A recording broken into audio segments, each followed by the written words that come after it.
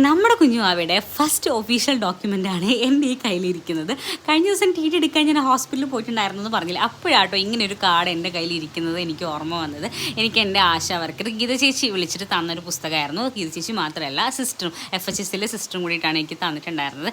അതിനകത്ത് pregnant വുമൻസിൻ്റെ emergency conditions, അതുപോലെ തന്നെ കഴിക്കേണ്ട മരുന്ന്, അതുപോലെ തന്നെ കുഞ്ഞിന് പാല് കൊടുക്കുന്നതിൻ്റെ ഇമ്പോർട്ടൻസ്, എത്ര മാസം പാല് കൊടുക്കണം, പിന്നെ സോളിഡ്സ് സ്റ്റാർട്ട് ചെയ്യേണ്ടത് എപ്പോഴാണ്, അതുപോലെ എങ്ങനെ സ്റ്റാർട്ട് ചെയ്യണം തുടങ്ങി എല്ലാ കാര്യങ്ങളും അതിനകത്ത് ഇൻക്ലൂഡാണ്. പിന്നെ പാരൻറ്റിങ്ങിനൊക്കെ പറ്റി അടിപൊളിയായിട്ട് അതിനകത്തുണ്ട്.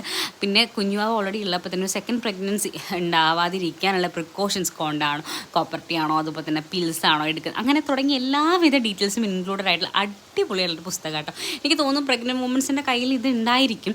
അതുപോലെ തന്നെ ന്യൂ ബോൺ ബേബീസിൻ്റെ അമ്മമാരായിട്ടുള്ള ആളുകൾക്കൊക്കെ അത് അറിയുന്നുണ്ടോ, പക്ഷേ എന്നെ സംബന്ധിച്ചിടത്തോളം ഫസ്റ്റ് എക്സ്പീരിയൻസ് ആയിരുന്നു. എന്തായാലും ഇത് അടിപൊളിയൊരു പുസ്തകം. പിന്നെ ആശാ വർക്കർ ചേച്ചിയും നേഴ്സും എല്ലാവരും എന്നെ എല്ലാ സൺഡേയും വിളിച്ച് എല്ലാ കാര്യങ്ങളും അന്വേഷിക്കുന്നുണ്ട്.